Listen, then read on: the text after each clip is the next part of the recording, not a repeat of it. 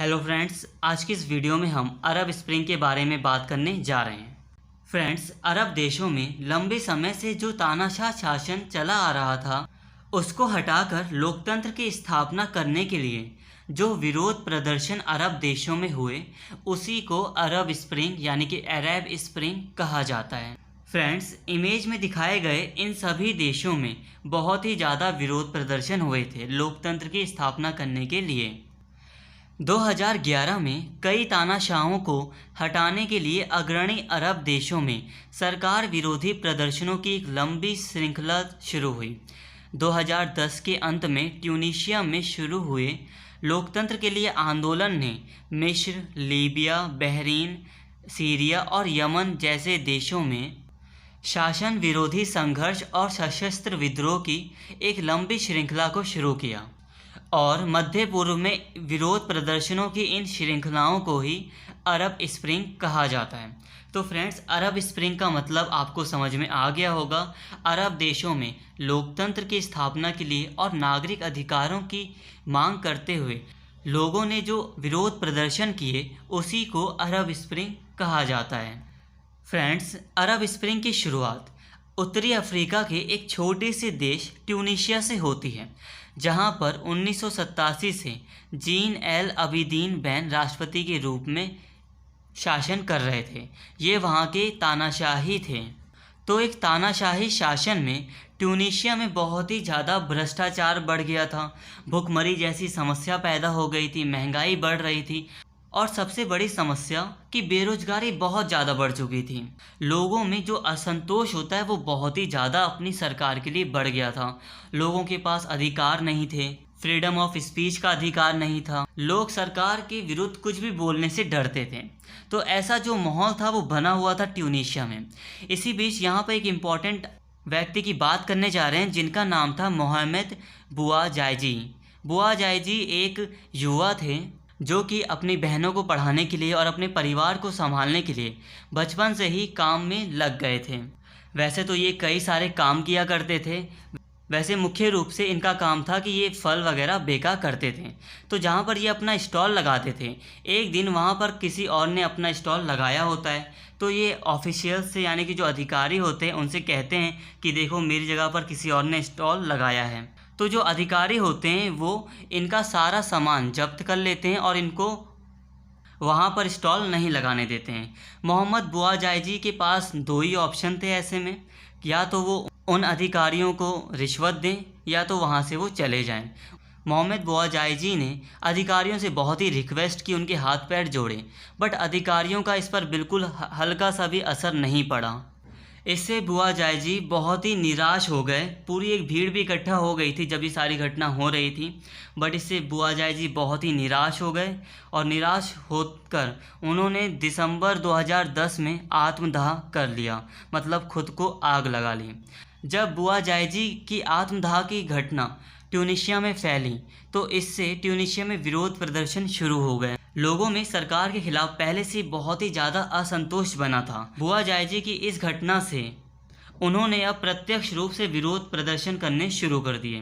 But 4 जनवरी 2011 को बुआजाइजी की मृत्यु हो गई, जिसके कारण ये विरोध प्रदर्शन बहुत ही ज़्यादा बढ़ गए। ट्यूनीशिया के नागरिक अब सरकार के विरुद्ध बहुत कड़ा विरोध करने लगे, विरोध प्रदर्शन शुरू हो गए। दूसरी ओर सरकार ने भी अपनी पूरी कोशिश की, जो वहाँ के तानाशाह थे अबीदीन बैन, उन्होंने भी अपनी पूरी कोशिश की कि इस विरोध को दबा दिया जाए। इसके लिए उन्होंने जो सेना थी, जो फोर्सेस थी, उन्हें गोली चलाने का अधिकार दिया गया, शूटिंग का अधिकार दिया गया, स्नैपर्स को लगाया गया। इससे बहुत ही बड़े लेवल पर नरसंहार हुआ, निहत्थे लोगों पर गोलियां चलाई गई। बट प्रदर्शनकारी पीछे नहीं हटे, उन्होंने अपना प्रदर्शन जारी रखा। तो एक समय ऐसा आया जब अबीदीन बैन को लगा कि अब उनका शासन करना मुश्किल है। इस कारण से उन्होंने ट्यूनीशिया के सेना को आपातकाल लगाने को कहा, बट ट्यूनीशिया की सेना ने ऐसा करने से मना कर दिया। सेना ने कहा कि अगर हम आपातकाल लगाते हैं, इमरजेंसी लगाते हैं, तो गृह युद्ध जैसी समस्या पैदा हो जाएगी जो कभी ख़त्म नहीं होगी। तो अबीदीन बैन समझ गए थे कि अब उनका शासन नामुमकिन सा हो गया है। बट फिर भी उन्होंने अपने वफादारों के द्वारा इस विरोध प्रदर्शन को दबाने की पूरी कोशिश की। बट एक दिन क्या हुआ कि प्रदर्शनकारियों ने प्रेसिडेंट ऑफिस पर हमला बोला और इसके अगले ही दिन राष्ट्रपति अबिडीन बेन ने अपना इस्तीफ़ा दे दिया, जिसके बाद ट्यूनीशिया में डेमोक्रेसी की स्थापना की गई, संविधान बनाया गया जिसमें लोगों को कई प्रकार के अधिकार वगैरह दिए गए। और आज के टाइम पर ट्यूनीशिया ही एक ऐसा मात्र देश है जहां पर आज के टाइम पर अगर हम अरब देशों में देखें तो ट्यूनीशिया ही एकमात्र ऐसा देश है जहां पर डेमोक्रेसी सही मायने में स्थापित है। वैसे अब अंदर क्या हो रहा है ये तो जानना बहुत ही मुश्किल है, बट हाँ, ट्यूनीशिया में काफ़ी हद तक डेमोक्रेसी पाई जाती है। अब ट्यूनीशिया की इस घटना ने पूरे विश्व को प्रभावित किया, स्पेशली जो इसके आसपास के अरब कंट्रीज़ थी। अब मिस्र में सोचा जाने लगा कि जब ट्यूनीशिया में इतने बड़े तानाशाह को हटाया जा सकता है जो कि इतने लंबे समय से शासन कर रहा था, तो मिस्र में ऐसा क्यों नहीं किया जा सकता।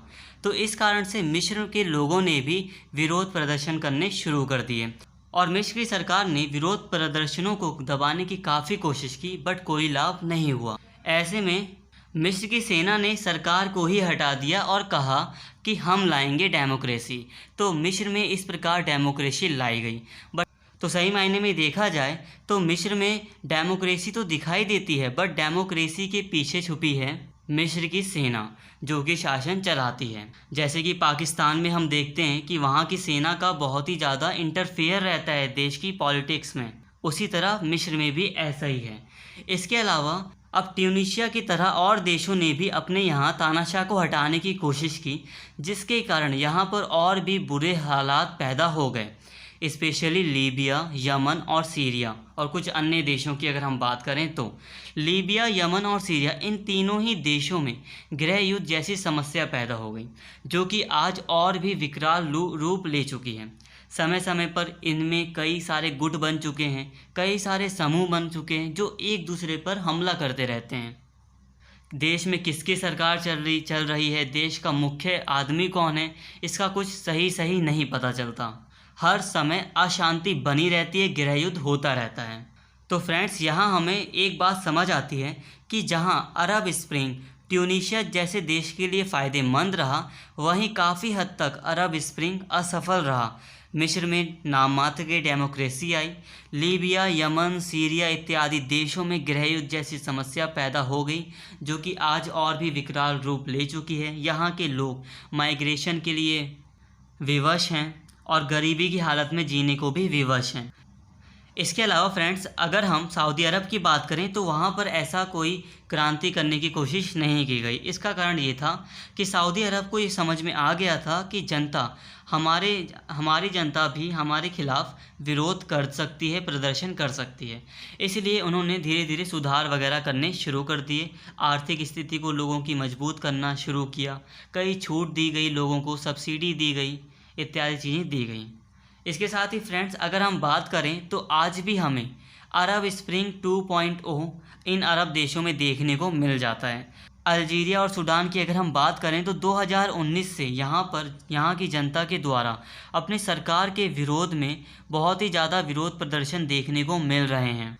तो फ्रेंड्स, ये था अरब स्प्रिंग का पूरा इतिहास। आई होप आपको अरब स्प्रिंग के बारे में समझ में आ गया होगा। तो फ्रेंड्स, अगर आपको वीडियो पसंद आई हो तो प्लीज़ चैनल को ज़रूर सब्सक्राइब कर लें और इस वीडियो को ज़्यादा से ज़्यादा शेयर करें और लाइक करें। Thank you.